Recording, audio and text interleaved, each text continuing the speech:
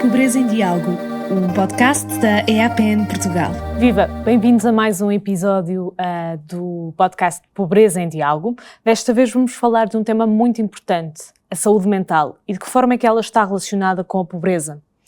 Uma relação que está mais do que documentada. Vamos tentar nesta conversa perceber os seus contornos, mas também perceber se o inverso também acontece, ou seja, se uma situação de saúde mental também pode tornar as pessoas mais suscetíveis a uma situação de pobreza. Para isso vou apresentar o meu painel. Aqui ao meu lado tenho a psicóloga Filipa Palha, que também é presidente da Encontrar-se. Muito bem-vinda. Obrigada. No seu lado, a Teresa Santos, licenciada em Ciências Farmacêuticas e membro do Conselho Local de Cidadãos de Lisboa, da EAPN Portugal. E, por fim, Joaquina Madeira, membro da direção da EAPN Portugal. Muito bem-vindas às três. Talvez comece com Joaquina, se não se importa, a perceber esta relação,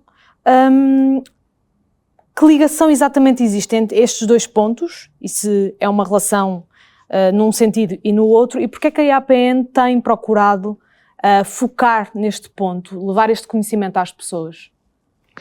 Muito obrigada, acho que é uma pergunta excelente para começar. Sim, há uma relação bionívoca, não é? De reciprocidade que associa a doença mental à pobreza e a pobreza à doença mental, numa relação não só de associação, mas de interação. Isto é, confluem para situações de vulnerabilidade social e, naturalmente, as vulnerabilidades sociais, em consequência, poderão ter problemas ao nível da saúde mental. E isso é visível e cientificamente já comprovado que assim é. E nas vivências cotidianas nós verificamos, por exemplo, que há fatores, por exemplo, de contexto de vivências, como é ao nível da habitação, dos bairros sociais, em que as condições físicas, as condições de infraestruturas, as condições de salubridade criam naturalmente um contexto favorável à pobreza, naturalmente, e também com resultados ao nível, muitas vezes, da saúde mental. A educação também é um fator determinante para isso. Exige-se, sobretudo em populações mais vulneráveis, uma educação de qualidade, de maneira que haja o normal desenvolvimento da aprendizagem e, naturalmente, uma situação favorável à inclusão a esse nível. Portanto, a pobreza é uma determinante da saúde mental, não é? E a Organização Mundial de Saúde até já define a saúde mental como estado pleno de bem-estar social, físico e mental.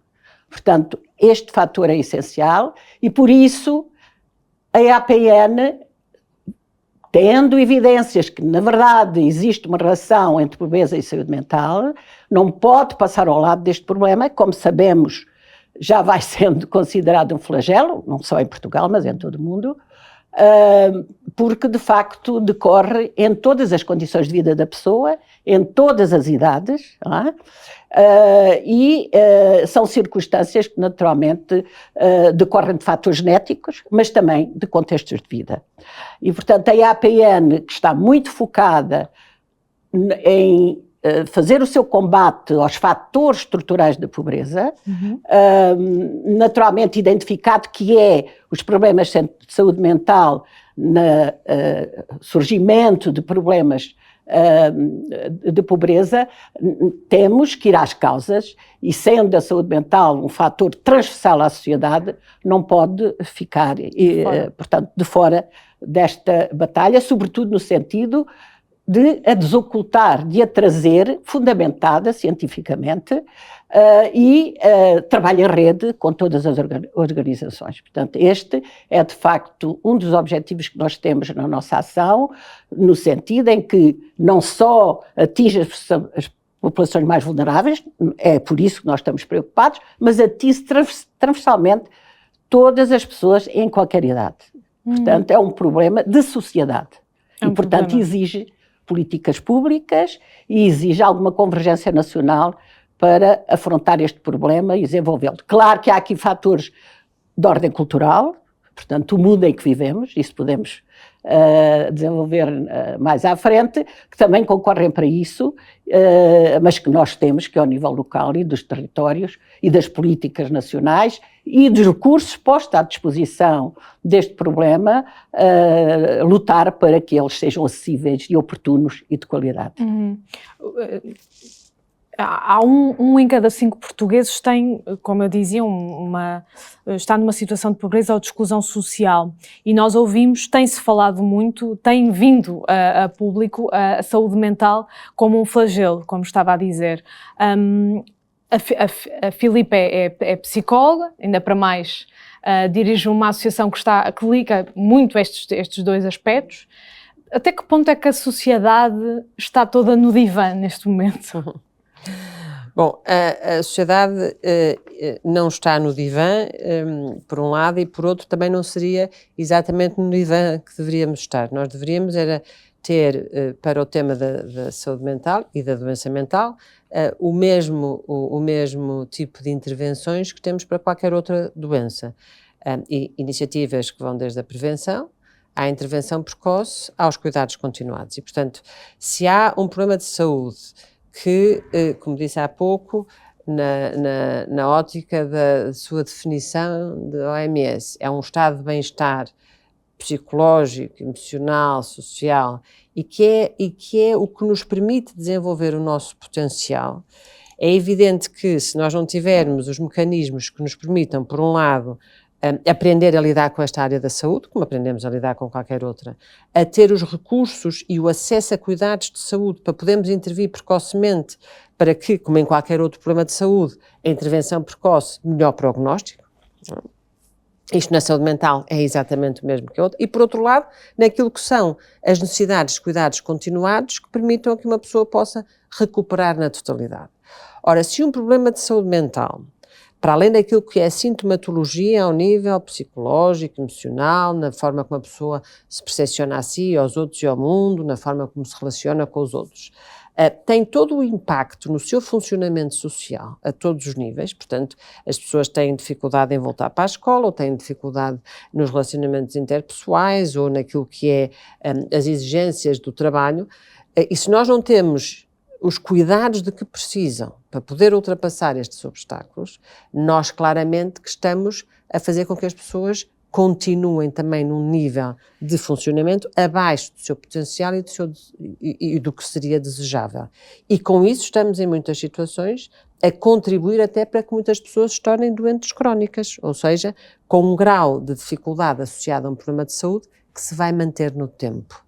E neste sentido, mais do que estarmos todos no divã, nós estamos todos carentes daquilo que são, desde informar sobre o que é um problema de saúde mental, o que fazer para o identificar, o que é preciso combater o estigma para não termos vergonha, nem estarmos a esconder um problema que afeta. Há bocadinho disse, 1 em cada 5 pessoas estão num nível de exclusão social. Nós sabemos que 30% da população, num determinado ano, vai passar por um problema de saúde mental. E, portanto, lá está, ao não termos as respostas de que necessitamos, nós estamos todos, enfim, em déficit, de certa forma. Quer seja em perceber o que temos, quer seja nas crianças, de desenvolverem competências socioemocionais que lhes permita, enfim, saber o que é que sentem, como se relacionar com os outros, quer seja nós como adultos, quer seja crianças e adultos, quando têm já sintomas de que há um problema identificado, ou, enfim, a dar os seus primeiros sinais, aonde é que nós vamos? Onde é que estão os cuidados de saúde mental? E onde é que vamos se não conseguimos pagar uma consulta? E aí então vamos à questão da pobreza, que é, obviamente que, se nós sabemos que há uma carência imensa de respostas a estes níveis, claramente que as pessoas em situação de pobreza ainda vão ter menos acesso a estes cuidados. E, portanto, lá está, são um grupo vulnerável também por isso. E são um grupo também excluído por isso, porque o acesso aos cuidados de saúde está privado porque não tem meios para o fazer. E, portanto, lá está, temos aqui assim este ciclo que vai perpetuando. Há muito que os psicólogos falam na emergência de ter mais profissionais nas escolas e nos centros de saúde, ou seja, nos locais de primeiro acesso dos cidadãos. Mas isso tarda a acontecer em número suficiente.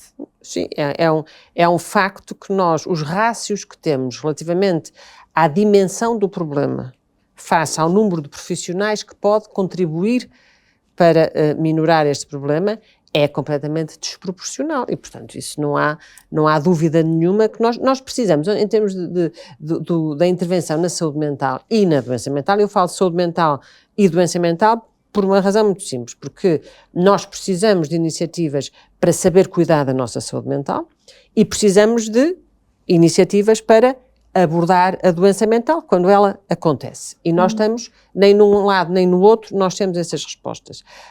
E, portanto, precisamos de trabalhar e de lutar para que assim aconteça. A escola e os cuidados de saúde primário, porque é que são dois pontos centrais?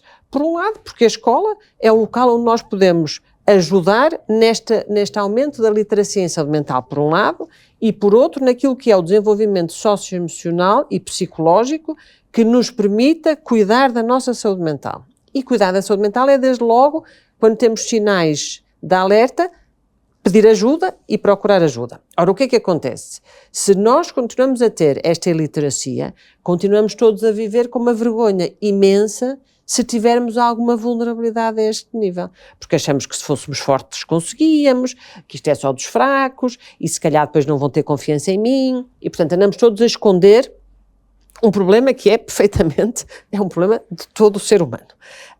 E portanto precisamos estar nas escolas a conseguir que as próximas gerações não tenham o estigma que nós todos herdamos e que de certa maneira vivemos ainda muito afetados com o estigma. O estigma é o maior obstáculo à promoção da saúde mental e à intervenção na doença mental. Portanto, nas escolas, fundamental. E, por outro lado, nas escolas também, por essa tal identificação precoce.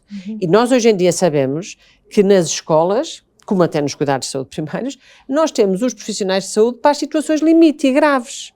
Ora, há um caminho até chegar às situações limites. Se nós continuamos a não ter pessoas que nos permitam intervir no início, nós vamos todos acabar nas situações limite. E claro, isso é, não há uma intervenção precoce. E isso é dramático, não é? Isso é dramático. E este ciclo lá está. A questão do ciclo de se perpetuar a exclusão social, a doença mental, vai continuar a existir enquanto nós não cortarmos neste ciclo aquilo que são os caminhos para irmos para outro lado. Portanto, isso não é por milagres. Não há milagres. Sabendo, no entanto, peço desculpa, que a prevenção não está só na saúde. Nós temos que pensar mais do que intervir no problema, em prevenir o problema. Está em todos os setores da política e do funcionamento da sociedade. Da sociedade, sim. Portanto, isso é muito importante, quer dizer, há realmente um contexto favorável do ponto de vista social, cultural e económico que provoca estes problemas, nomeadamente ao nível do trabalho, do setor do trabalho. Exatamente. Nomeadamente ao nível das escolas. Portanto, que vai muito para além da saúde. Naturalmente que a saúde tem aqui um papel essencialmente, mas seja, de facto, ambientes promotores do bem-estar, promotores da autossatisfação, promotor da dignidade de ter um propósito na vida, não é? Portanto, o que nós temos que apostar na sociedade, naturalmente, temos que acudir ao problema que está em curso, mas temos, sobretudo, mudar ao nível do funcionamento e dos valores e dos princípios que regem o funcionamento da sociedade. Sabemos muito bem quantas novas tecnologias são um problema grave para uma boa parte da população, nomeadamente as mais jovens, não é? E, portanto, há sinais evidentes que há caminhos que estamos a percorrer que são promotores, é forte, do problema da pobreza e da doença mental. E aí é que nós temos que fazer uma boa reflexão qual é a sociedade que queremos e como vamos ter uma sociedade promotora do bem-estar. No sentido Isso é um ponto muito importante. Eu queria só primeiro ouvir a Teresa antes de abordarmos, porque parece-me muito essencial.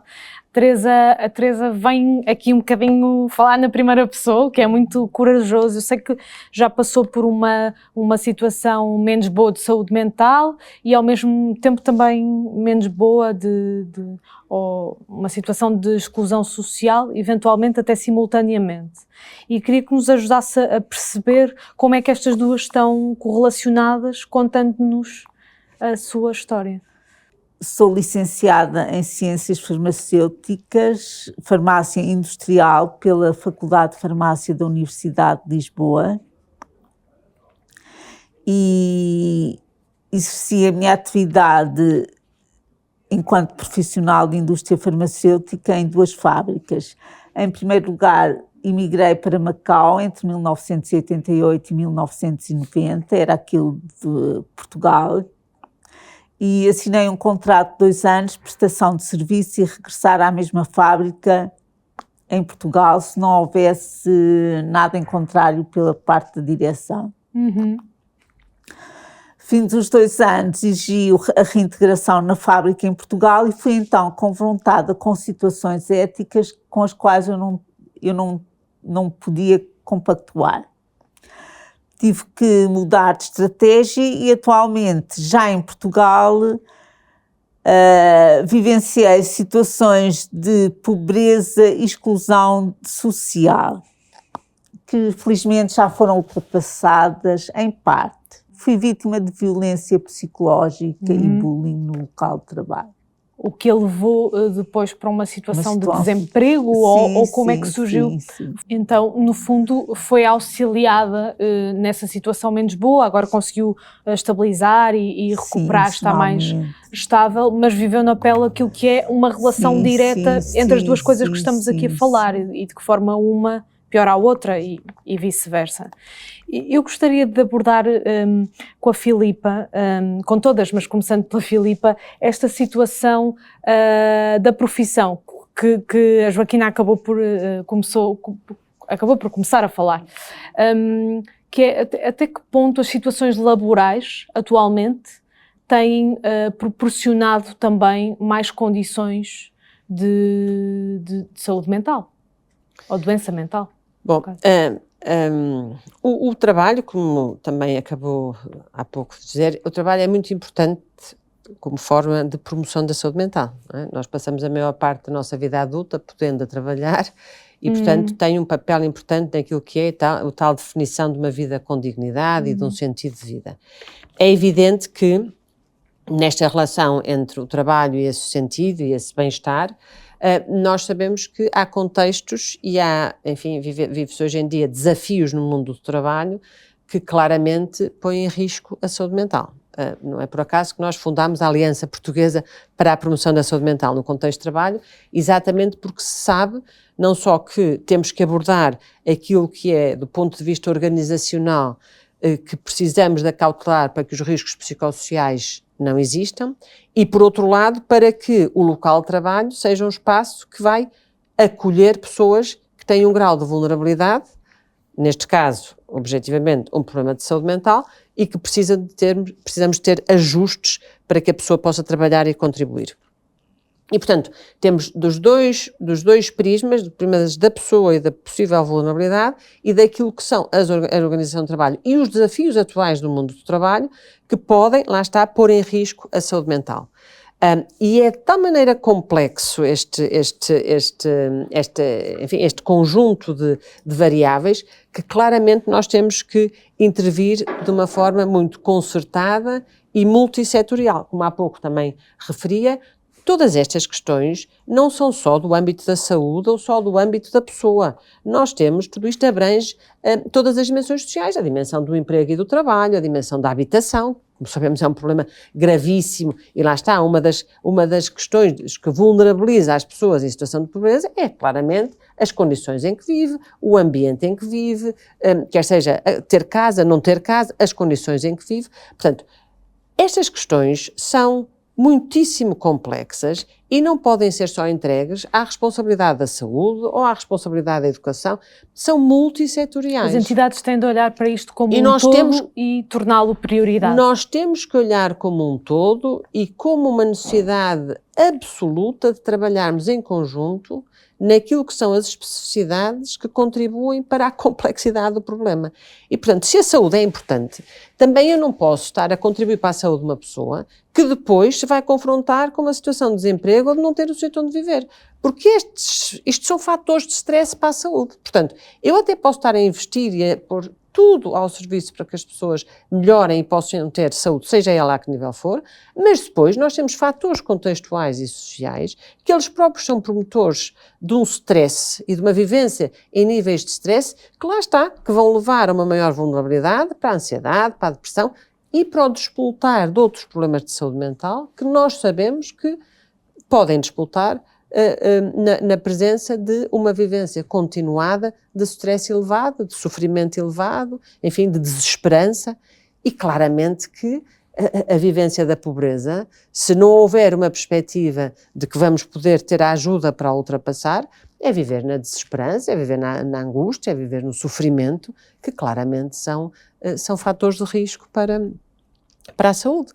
Portanto, só em conjunto é que nós conseguimos. E, portanto, para lhe dar um exemplo, quando nós fundamos esta aliança, porque claramente não podemos promover a saúde mental no contexto de trabalho, se não formos revisitar, por exemplo, aquilo que são as políticas da formação dos médicos do trabalho, ou qual é a intervenção dos inspectores de trabalho, o que é que fazemos para a inclusão de pessoas com vulnerabilidade? Qual é o espaço que nós temos? Quando uma pessoa adoece e tem um problema de saúde mental, como é que é entendido dentro como é que da a organização, se nós sabemos que o estigma está presente e é o maior obstáculo, nós sabemos que as pessoas se calam, têm vergonha, têm medo de serem consideradas mais incapazes. E, portanto, se eu tenho medo de ser considerado mais incapaz e estou a esconder um segredo, eu vou estar a produzir menos.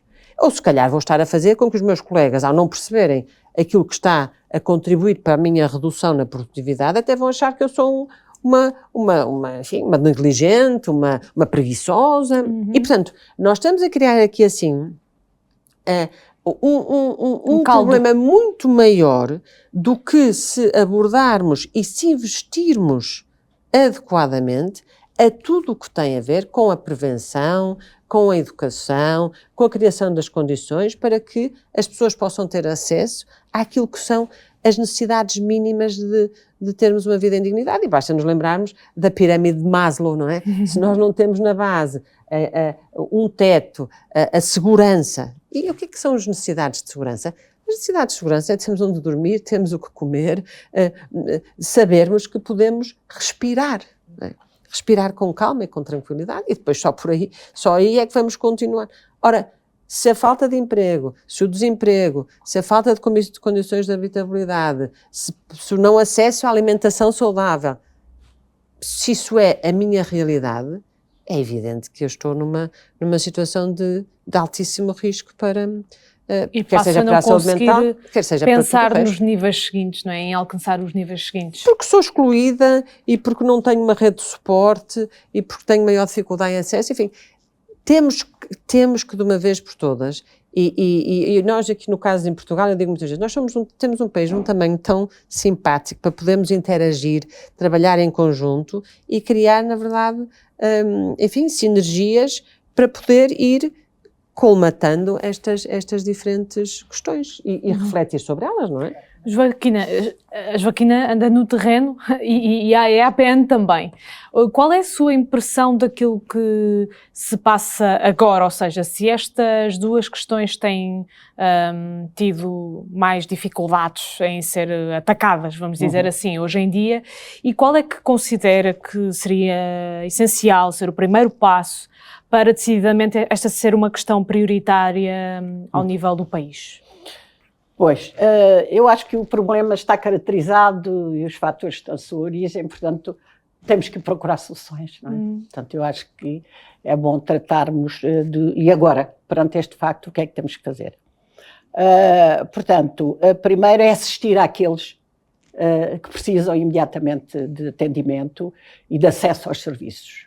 E esse é um problema grave no nosso país, não é? Temos um plano estratégico, uma estratégia sobre saúde mental em Portugal, que não está a ser capaz de prestar os serviços adequadamente, oportunamente e de qualidade. É um facto. Está em desenvolvimento, está à espera de financiamento do PRR, as equipes comunitárias estão a funcionar em alguns locais, noutros não estão, os serviços, os cuidados continuados, integrados, sobretudo na área da infância, é muito deficitário, os profissionais desta área são insuficientes, portanto, nós temos que agir a jusante, quando o problema já está numa perspectiva curativa e de cuidados continuados, e não estamos a ser capazes de o fazer. Portanto, é de urgente, é emergente e não somos capazes de estar adequadamente ao serviço das pessoas. E, naturalmente, quanto menos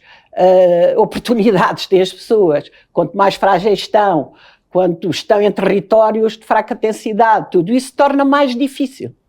E o ciclo agrava-se. Portanto, esse é uma ação de imediato. As pessoas já têm o problema e têm que ser tratadas.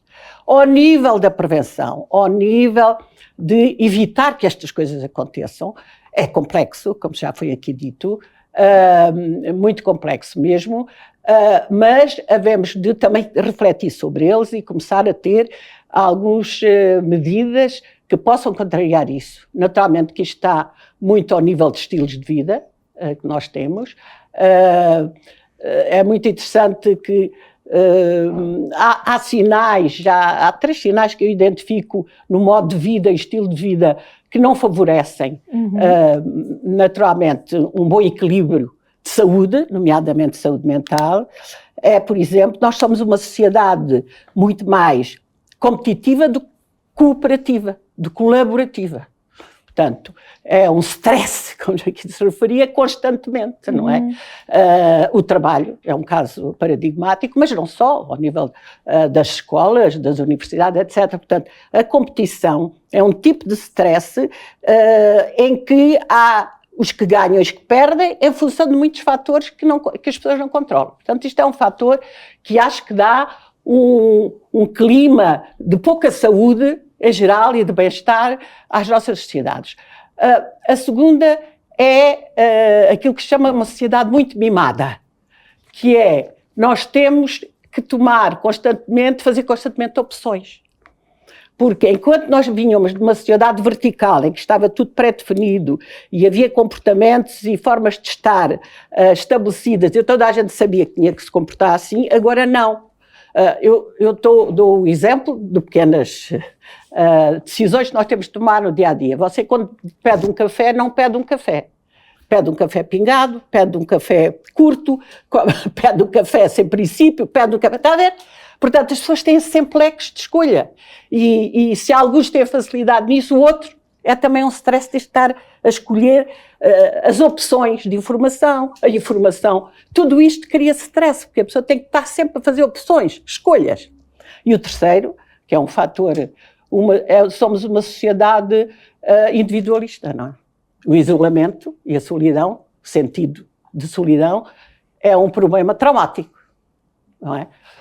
E cada vez mais temos, não só nas idades mais avançadas, como nos jovens e até nas crianças, um problema grave disso. Portanto, há aqui estilos de vida que nós estamos a construir na nossa sociedade que criam um líquido amniótico pouco favorável à saúde, às relações sociais. Somos uma sociedade, não é? Líquida, não é? Uma modernidade líquida. As relações sociais são muito instáveis, são muito líquidas, não há uma relação próxima, laços com as pessoas. E nós formamos-nos em relação, encontramos a nossa segurança e o nosso desenvolvimento da relação humana. E isso está-se a perder, não é? Há outras formas de se relacionar. Portanto, há aqui problemas culturais, não é? Do nosso tempo, que não ajudam, naturalmente, a que a pessoa tenha um desenvolvimento equilibrado e saudável, sobretudo aqueles que, à partida, e também há uma genética, têm mais vulnerabilidades e depois experimentam condições de vida mais precárias. Portanto, depois temos as políticas públicas, não é? Temos a necessidade de ter uma escola que seja inclusiva, tenha uma escola que, ao mesmo tempo que trata o coletivo dos alunos, tenha um olhar individual para cada criança, com a sua história. Temos que ter professores capazes, pouco estressados, que dêem atenção às crianças. Temos famílias que estão assoberbadas de trabalho, que têm uma má equilíbrio entre o trabalho e a família. Portanto, estas são questões difíceis de resolver, mas se queremos realmente uma sociedade saudável, uma sociedade promotora do bem-estar, são elementos que temos que fazer. E depois temos que fazer a tal prevenção primária, em que temos que sinalizar à partida, o mais precocemente possível, fatores e sinais de que as coisas estão a correr mal para as pessoas e agir oportunamente. Portanto, é complexo, tudo o que é social é complexo, que as pessoas são complexas, mas temos que ver que existe uma fonte que está a produzir estes problemas e que não pode ser só a saúde, no seu sentido mais institucional, a abarcar com esta questão, não é? E qual é essa fonte? É esta toda, este estilo de vida, esta cultura, a sociedade, é este caldo onde estamos a viver, não é? E, portanto, temos que desenvolver medidas que contrariem. Temos que atacar o problema como um todo, e ter medidas que contrariem isso. A primeira medida é ter os serviços oportunos. Certo. E é isso, mais uma vez, que é um déficit. É por aí que temos de começar e que ainda não. Se nós tivermos já um sinal de que pode acontecer alguma coisa, imediatamente ir a quem tem as competências próprias, saúde social, fundamentalmente, trabalho com família, sobretudo, não podemos esquecer que o indivíduo não é isolado, as famílias são muito importantes, que levem a que a pessoa se sinta integrada, se sinta segura, portanto. E isso, de alguma maneira, passa por o tal plano estratégico, sobretudo, é muito importante as equipes que vão ao encontro das pessoas, eu sou do tempo dos dispensários de higiene mental, que era um serviço comunitário. Eu sou assistente social e muitas vezes eu fiz visitas domiciliárias, eu trabalhei em Setúbal, na zona do Alentejo, e ia sempre com o médico ou com uma enfermeira visitar as pessoas que estavam na sua casa, que tinham um problema, ou as famílias, etc. Portanto, este ir ao encontro, isto trabalhar no contexto da família, da comunidade, é extremamente importante. Não é o trabalho só de consultório ou de gabinete. O trabalhar na comunidade com estas pessoas é um fator de inclusão e de aceitação, da normalização da vida das pessoas que podem estar afetadas com estes problemas. Portanto, há uma reflexão a fazer na quantidade e na qualidade das políticas e da intervenção social e saúde, e naturalmente económica também. Eu gostaria de ouvir a Teresa só para perceber do seu ponto de vista pessoal, e uma vez já ter passado por um momento menos bom, o que é que gostaria que não acontecesse a quem eventualmente passará também por um momento menos bom que aconteceu consigo? Eu culpo, entre aspas, os meus pais de me deixarem tão nova ter ido para Macau. Porque eu devia ter experimentado exercer a minha profissão em condições menos diversas. Foi mesmo um voo no escuro, recém-saída do 12º ano, e com o lugar de garantia de qualidade, exercer numa fábrica que se regia pelas normas dos Estados Unidos da América. Foi um fator de grande alegria, mas a posteriori teve reflexos, como não podia deixar de ser. E quando, e numa altura em que, de facto, já vinda para Portugal e em que teve mais dificuldades económicas até? Sim, sim. O que é que acha que foi essencial? Eu tive, por assim dizer, casada com uma fábrica. Recém-saída do 12º ano, que não é de todo saudável e não é fator... Então acredita que foi isso que, no facto, influenciou tudo o resto que aconteceu para a frente? Sim. Mas já estou em Portugal, já estou calma, serena. E para si o que é essencial que seja atacado neste assunto, ou seja, da pobreza em relação com a saúde? A prevenção, a prevenção e alertar. Eu agora sou mãe galinha para os meus sobrinhos, não quero que eles passem o mesmo que eu passei. E portanto alerta-os, se calhar. Alerta-os. E isso é muito importante, não só toda a conversa que estamos a ter aqui, como também quem já terá passado ou quem tem conhecimentos na primeira pessoa ou como profissional, conseguir ter esse olhar. Agora, e essa função de alertar os outros. Não vou ser já, porque tenho 60 anos, estou reformada, mas alerto todas as pessoas para não se mais sujeitar. Novas, para não se sujeitarem àquilo que se sujeitou. Os minutos passam num instante e, portanto, eu vou ter de me despedir, mas acho que foi uma ótima conversa para, enfim, para dar o passo de saída para tudo isto ser mais aprofundado outras eventuais conversas sobre este tema e sobre esta relação.